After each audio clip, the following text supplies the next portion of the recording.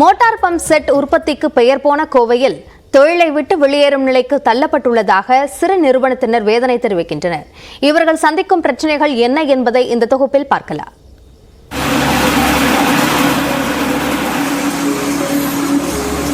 தென்னிந்தியாவின் மான்செஸ்டர் என்று அழைக்கப்படும் கோவை மோட்டார் பம்பு செட் தயாரிப்பிலும் முன்னிலையில் இருக்கிறது. இந்த மாவட்டத்தில் மட்டும் 500க்கும் மேற்பட்ட பம்பு செட் தயாரிப்பு நிறுவனங்களும் 1000க்கும் மேற்பட்ட உதிரி பாகங்கள் தயாரிக்கும் நிறுவனங்களும் செயல்படுகின்றன. 1 லட்சத்திற்கும் அதிகமானோருக்கு வேலைவாய்ப்பை ஏற்படுத்தி கொடுத்த மோட்டார் பம்பு செட் தொழில் ஆட்கள் பற்றாக்குறையால் பாதிக்கப்பட்டுள்ளது. 20 வருஷத்துக்கு முன்னாடி பார்த்தீங்கன்னா பிஸ்னஸ்லாம் ரொம்ப அதிகமாக இருந்தது. ஆளுங்களும் அந்தளவுக்கு நல்லா இருந்தாங்க. இப்போ பிஸ்னஸ் ரொம்ப டல்லாக இருக்குது. லேபர் ப்ராப்ளம் ரொம்ப ஓவராக இருக்குது. சேலரி வைஸ் எல்லாமே ரொம்பவும் அதிகமாகி போச்சு.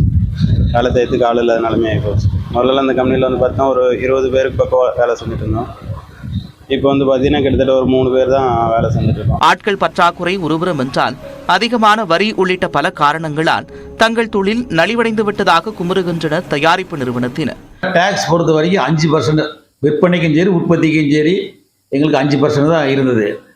ஆனால் ஜிஎஸ்டிக்கு பின்னாடி பார்த்தீங்கன்னா 18% போட்டாங்க. சென்ட்ரல் எக்ஸைஸில் அந்த டேக்ஸில் எந்தவித விதிவிலக்கு எங்களுக்கு கொடுக்கவே இல்லை. எல்லாத்துக்கும் ஒரே ரேட்டுங்க, அதாவது டேக்ஸு.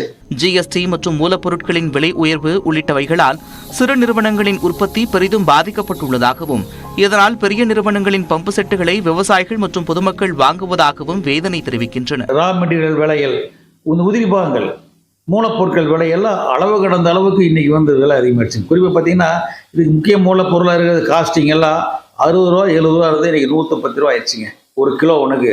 அந்த அளவுக்கு விலை அதிகமாகிடுச்சு.